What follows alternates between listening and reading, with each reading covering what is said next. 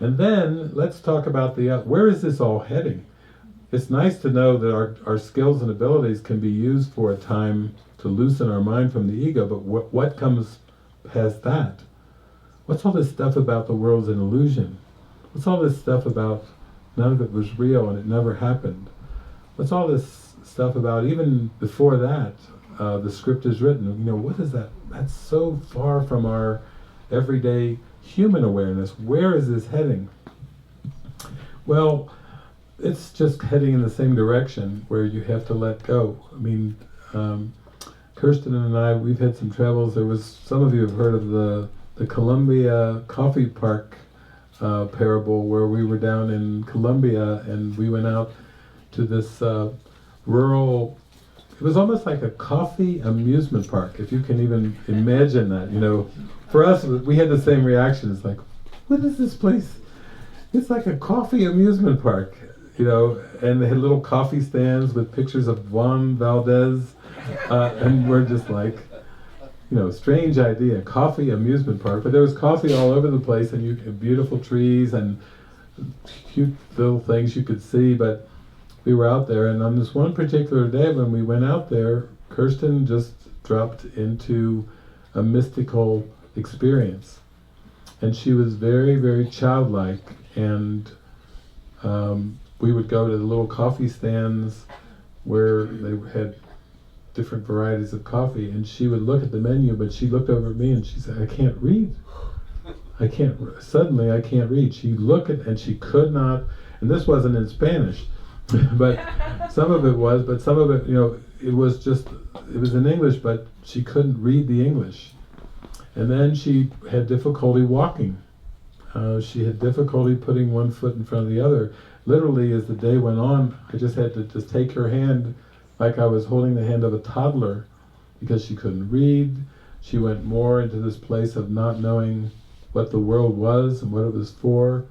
And this was just an early mystical experience. There was another time we were at our friend Regina Don Akers. We were at her home in North Carolina, and we were all having lunch. And some of you heard the parable where Regina came out, she brought drinks, had made sandwiches, and Kirsten reached down to pick up a sandwich for lunch, and just as she picked it up, her eyes got real big, and she just started staring at the sandwich and the hand, like she'd never ever seen a sandwich and never ever seen a hand. It just stopped, and it just was. And Regina and I were talking, we looked over, we saw Kirsten just staring at her hand and the sandwich. And she didn't know what it was, she didn't know what should happen next, she didn't know what a mouth was, or a bite, or chewing, or anything. It was just, she went right into that moment of, I do not know what anything is for. Of an actual experience behind those course lesson words.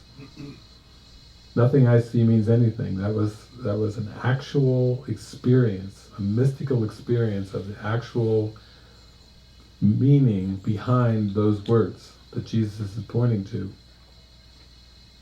And the world would say that's dysfunctional.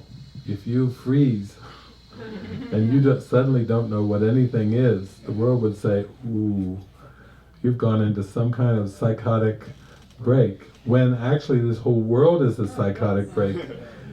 Psychosis is a break from reality, and this projected perceptual world is a break from reality. Reality is abstract love and light. So you see the difference. This is where the tables turn, when you believed that what you were experiencing in time and space was real, and it's not.